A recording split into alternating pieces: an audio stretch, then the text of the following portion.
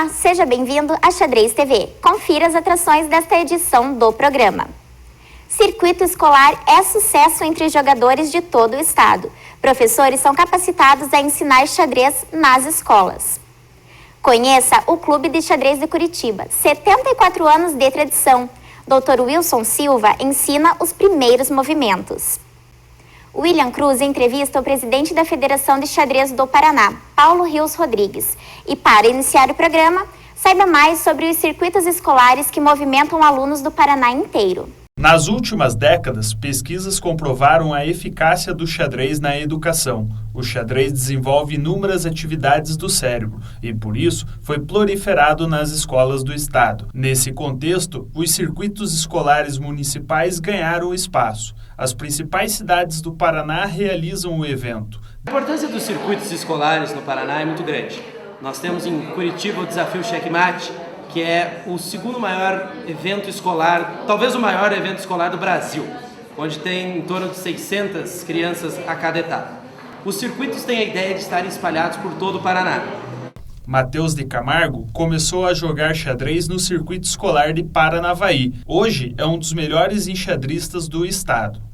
O circuito escolar de Paranavaí já corre faz bastante tempo e na época que eu joguei, me ajudou a desenvolver aquilo que eu tinha acabado de ver no clube e poder aplicar com novos jogadores de outros colégios. Formar futuros campeões é apenas uma consequência do circuito escolar. O importante mesmo é o sorriso no rosto dessa galerinha. Gostou? Então participe! Leve seu filho, amigo, aluno. Para mais informações sobre os circuitos, acesse o site www.fexpar.com.br. Vamos falar agora sobre as capacitações dos professores. Veja a matéria. A Federação de Xadrez do Paraná estima que, entre 2000 e 2011, 15 mil professores da rede estadual foram capacitados a ensinar xadrez. A capacitação é de extrema importância porque, lembrando que já foi experimentado, né, quando o projeto xadrez no Paraná começou, eram enxadristas que iam até a escola para ensinar o jogo de xadrez. E essa formatação teve uma série de problemas. O enxadrista geralmente tendia a trabalhar com os melhores jogadores, o enxadrista era um corpo estranho na escola e isso dificultava bastante o desenvolvimento do trabalho com o xadrez. Porque veja, a premissa do xadrez escolar não é o xadrez como um fim em si mesmo, mas o xadrez como um meio para desenvolver outras capacidades cognitivas. Então, no momento posterior aqui no Paraná, a gente começou a experimentar, então, capacitar os professores, porque era mais fácil ensinar xadrez para os professores do que ensinar pedagogia para os enxadristas. Então, começamos a capacitar os professores, que já têm formação pedagógica, e isso é fundamental para a massificação do xadrez. A capacitação também serve para quebrar barreiras estabelecidas pelos próprios professores. Eu estou achando a capacitação, né, muito válida. A gente trabalha com as crianças, né, pensando que elas não são capazes de aprender o xadrez, mas com a capacitação bem feita, a gente vai ter condições de ensinar realmente o xadrez para as crianças. Sobre os materiais utilizados para o ensino, destaque para o livro Meu Primeiro Livro de Xadrez, produzido pelos professores Wilson Silva e Augusto Tirado.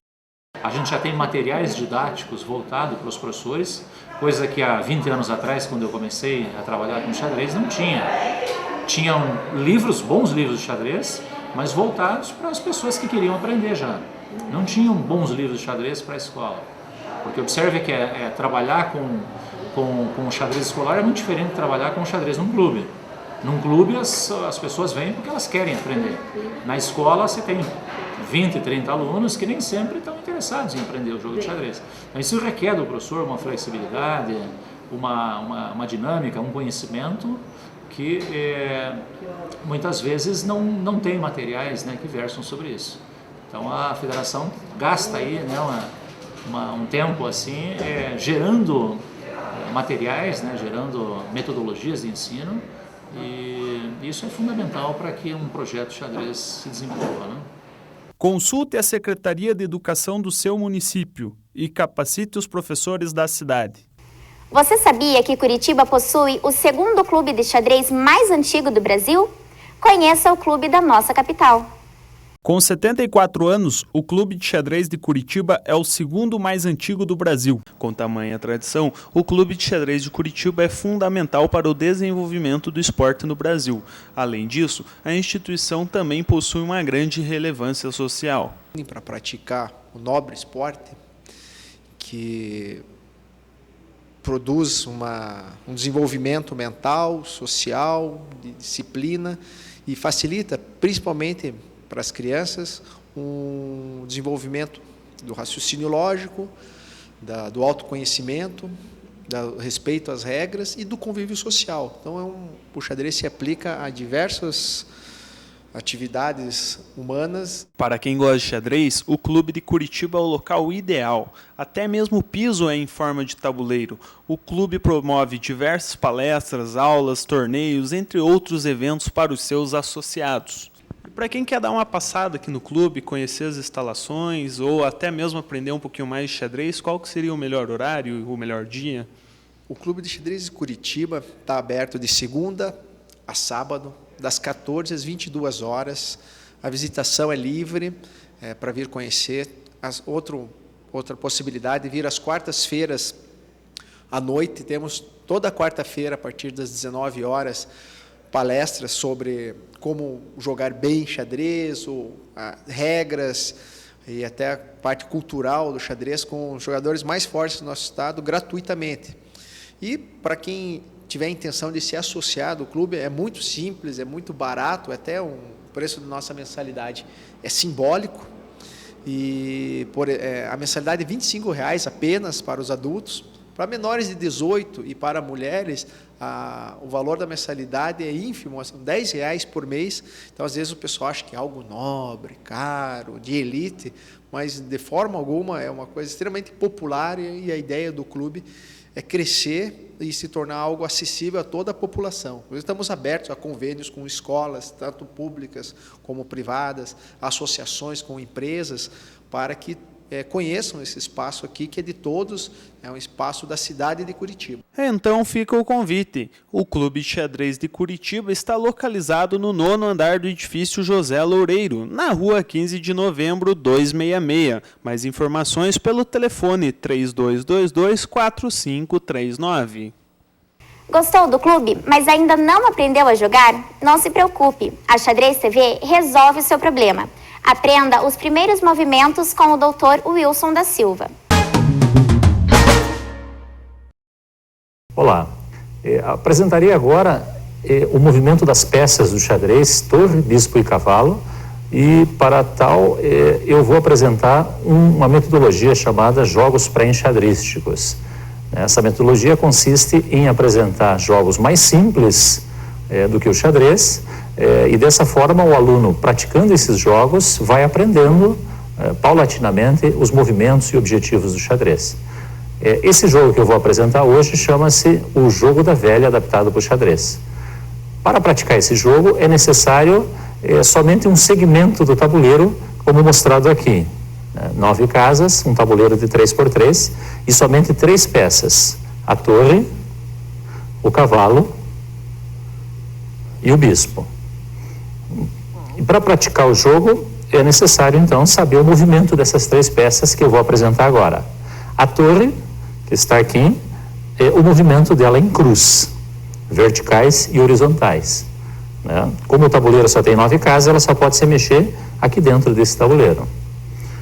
O bispo se move em X, em diagonais, pelas diagonais, e o cavalo se move sempre em L, fazendo sempre a letra L maiúscula, como vou mostrar aqui. 1, 2 e vira, ou para a esquerda, ou para a direita. Então, 1, 2 e vira.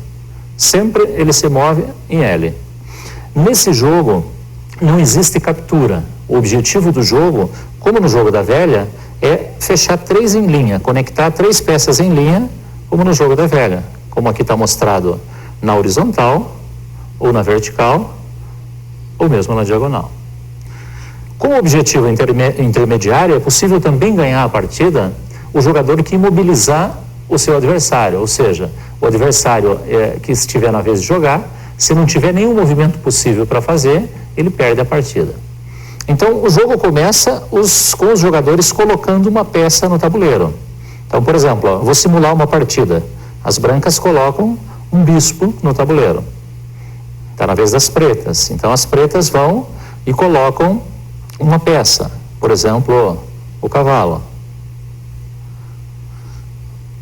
Aí as brancas colocam uma peça pensando sempre em conectar 3 em linha, fechar 3 em linha. Então, nesse sentido, o cavalo nessa posição, as brancas estão ameaçando na próxima a colocar uma peça aqui, a torre, e fechar 3 em linha e vencer a partida. Então, as pretas têm que impedir isso. Então, vamos colocar o bispo nessa posição. As brancas têm mais uma peça que vão colocar e colocam, por exemplo, nessa posição. E as pretas, então, têm sua última peça, a torre, para colocar, e tem que colocar a torre pensando em impedir as brancas de fechar 3 em linha. Por exemplo, se colocar nessa casa, pensando que as brancas jogariam o bispo para cá, para fechar 3 em linha, né, as brancas vencem no próximo movimento, fazendo o movimento com o cavalo, que anda em L. Então, o cavalo faz 1, 2 e vira e fecha 3 em linha. O que é o objetivo do jogo, o jogador que fechar 3 peças em linha, o primeiro que fizer isso, vence a partida. Lembrando que nesse jogo não há captura. Ou seja, no xadrez existe captura, mas nesse jogo não há captura porque o objetivo é conectar 3 em linha. Como eu disse, ganha a partida também o jogador que imobilizar o adversário. Imagine, por exemplo, uma posição como essa, onde as pretas colocaram suas 3 peças nessa posição. Por exemplo, com uma peça, simplesmente as brancas venceriam a partida, porque o bispo não se move. Observe que o bispo não pode se mexer, as casas estão fechadas. O cavalo está numa péssima casa, que é uma casa no meio do tabuleiro, que também não se mexe, impedindo o bispo de sair. E a torre está bloqueada, a torre que seria a única peça que poderia ser movimentada, com as brancas colocando a torre aqui, ou qualquer outra peça branca aqui, imobiliza, né, bloqueia todos os movimentos que as pretas têm. Dessa forma, então, as brancas também vencem, imobilizando o adversário. Então, na próxima aula, né, eu apresentarei outros jogos pré-enxadrísticos para aprender a movimentar as outras peças que ainda não foram vistas. O rei, a dama e o peão, que a gente viu aqui, só torre, bispo e cavalo. Muito obrigado, até a próxima. E hoje, o William Cruz conversa com o presidente da Federação de Xadrez do Paraná, que nos conta mais sobre o esporte no estado. Olá, estou aqui hoje com o presidente da Federação de Xadrez do Paraná, Paulo Virgílio Rios Rodrigues.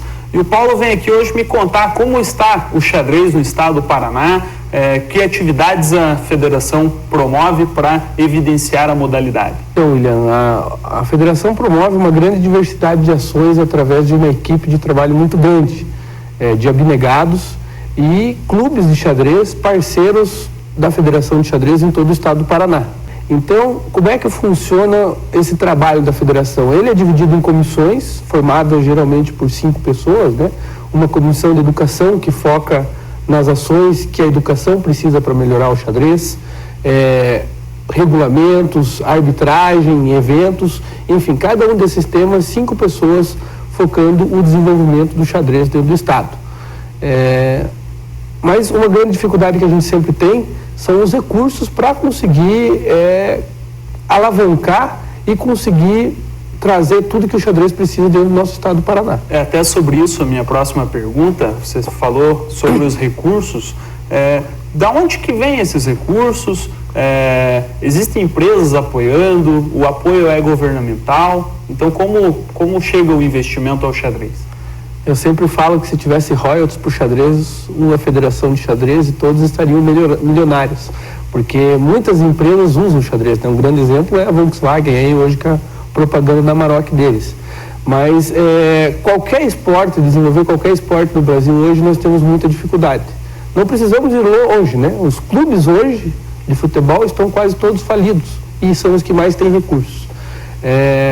Então, uma das principais fontes de investimento, de recursos para a Federação de Xadrez, que a gente tem focado é através de projetos de lei de incentivo, que também tem as suas burocracias, mas que podem atender às necessidades dos nossos filiados, né? Então, atualmente nós estamos apresentando 3 projetos no Ministério do Esporte, um focado no treinamento aos atletas, outro para fortalecimento dos clubes com material e outro focado em eventos de participação nacional e internacional para os melhores atletas do estado do Paraná. Legal. Eu fiquei sabendo que você também é enxadrista, ou foi enxadrista, não? E que você teve atuações destacadas em campeonatos brasileiros, jogou até um mundial. Então conte essa experiência, aonde que foi o mundial, quando foi? Realmente foi uma história até por conta do meu pai, né? Eu valorizo muito até minha vida em xadrez, que foi por conta dele, porque ele, ao sair do trabalho, ele ia para o clube de xadrez e quase sempre eu estava lá com ele e aprendi a jogar xadrez no clube e recebi muito apoio do nosso grande mestre hoje, Jaime Sunier, do professor Wilson, para poder conseguir patrocínio. Nessa época, de novo, o governo incentivou a gente, né? Foi na época o Banestado que patrocinou a minha viagem para a Eslováquia em 1993. E lá foi onde eu tive a oportunidade de representar o Brasil, junto com mais de uma delegação de cerca de 15 participantes, treinadores e acompanhantes, onde eu, na minha categoria, fui o brasileiro que tive o melhor desempenho. Se não me engano, foi 17º lugar. Agora, para encerrar, como está o xadrez paranaense na comparação com os outros estados brasileiros? O xadrez paranaense tem um grande destaque no cenário nacional e até internacional. A grande dificuldade que a gente tem é de manter os atletas dentro do estado. Agora, grandes jogadores saíram daqui. Foi o Jaime Sunier, foi o grande mestre Fier, o Everaldo Matsura, por conta do quê? De um projeto que há muito tempo atrás o nosso grande mestre iniciou e proporcionou para nós um bom tempo de colher frutos, que é o que a gente vem tendo hoje, mesmo com a necessidade de mais investimento. Muito bem. Paulo, a Xadrez TV agradece sua presença aqui e boa sorte que a federação consiga alcançar seus objetivos, que certamente é colocar o xadrez cada dia, tornar o xadrez cada dia melhor. Muito obrigado, parabéns pelo trabalho de vocês e espero que nós tenhamos uma longa parceria aí, divulgando xadrez. Infelizmente está na hora de ir embora. Não perca as próximas edições da Xadrez TV. Dúvidas, sugestões? Entre em contato pelo e-mail xadreztv@gmail.com. Boas partidas e até a próxima.